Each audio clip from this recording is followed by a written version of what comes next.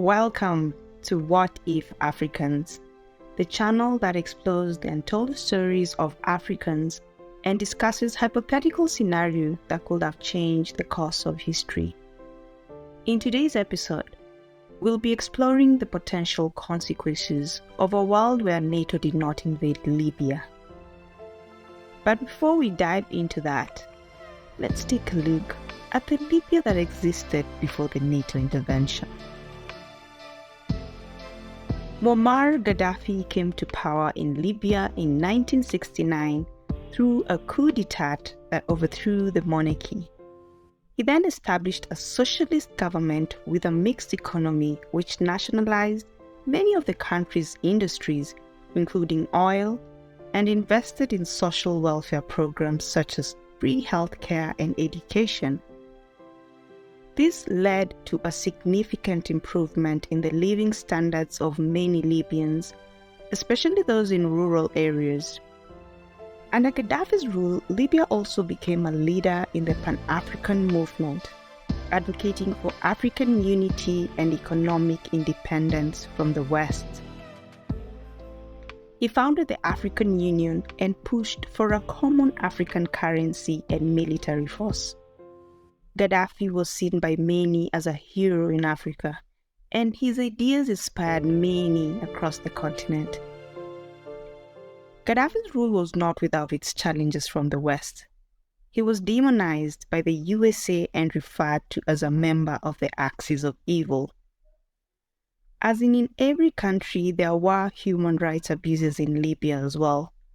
However, Gaddafi also had a lot of supporters.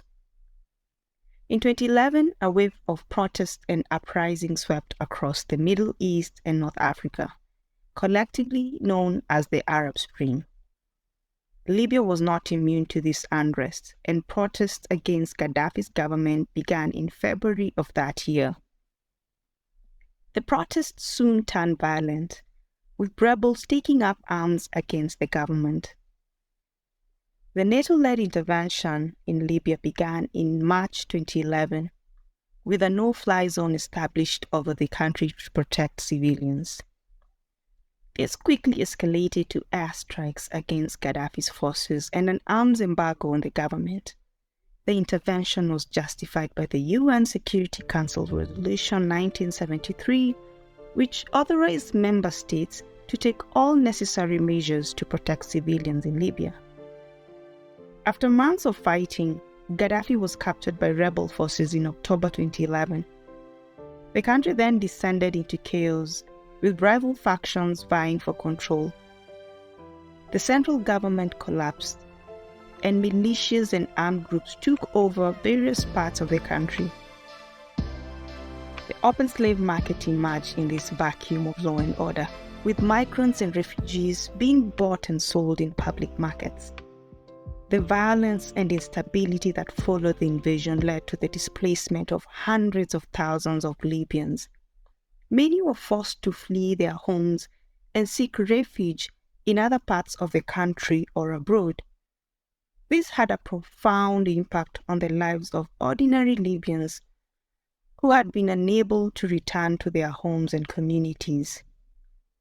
The invasion led to a proliferation of weapons in Libya, as various armed groups fought for control of the country.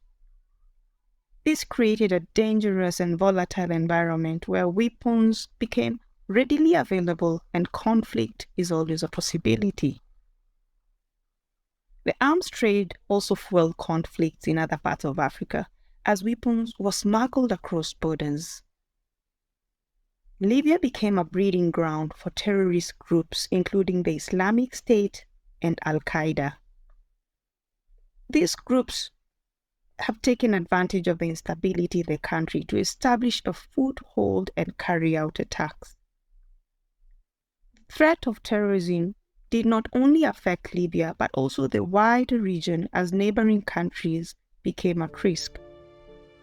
Since the fall of Gaddafi's government, Libya struggled to establish a stable and functioning government.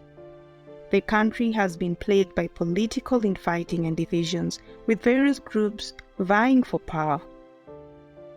This made it very difficult to establish effective governance and address the country's many challenges. Libya had a relatively strong economy. The country's GDP was estimated to be around $70 billion in 2010, making it one of the wealthiest countries in Africa.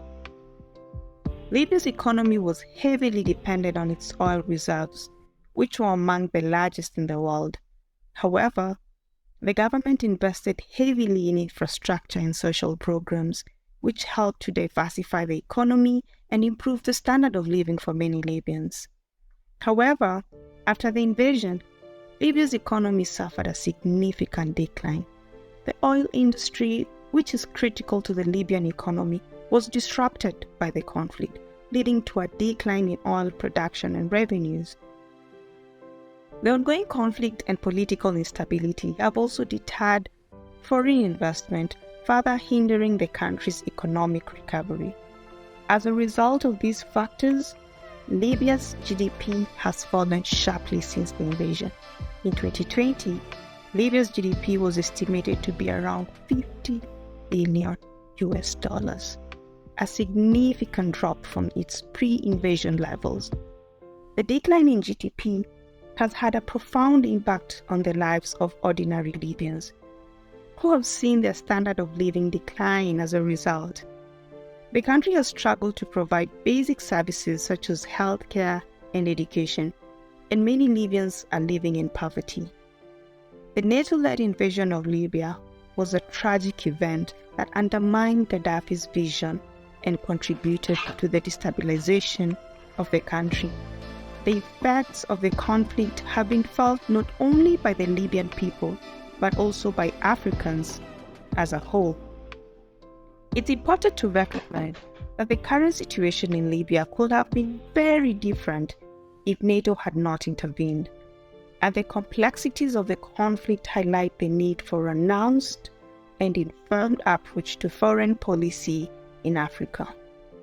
In the second series episode of What If NATO Did Not Invade Libya?, we'll be exploring the potential scenarios, including how it could have affected Libya, Africa, and the world at large if NATO did not invade Libya. So make sure to subscribe and turn on notifications for our channel to stay updated on our latest content. Thank you for watching.